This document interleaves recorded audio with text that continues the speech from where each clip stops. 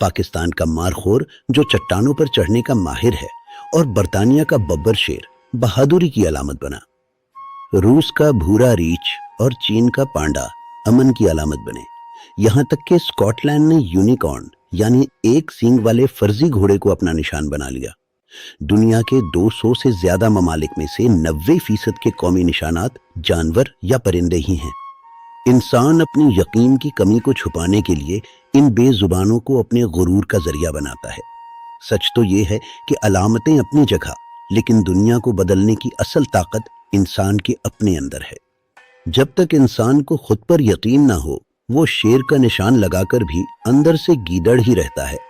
میرے مطابق جانور تو سدھرے ہوئے ہیں ہی، مگر انسان کبھی نہیں سدھر سکتا، کیونکہ یہ وصف اس کی جبلت میں ہی نہیں ہے۔ شاید اسی لیے خدا نے اس کے لیے قیامت کا دن مقرر کر رکھا ہے۔ اس کا یوم حساب وہیں پر ہوگا۔ باقی قسط نمبر 2 پر۔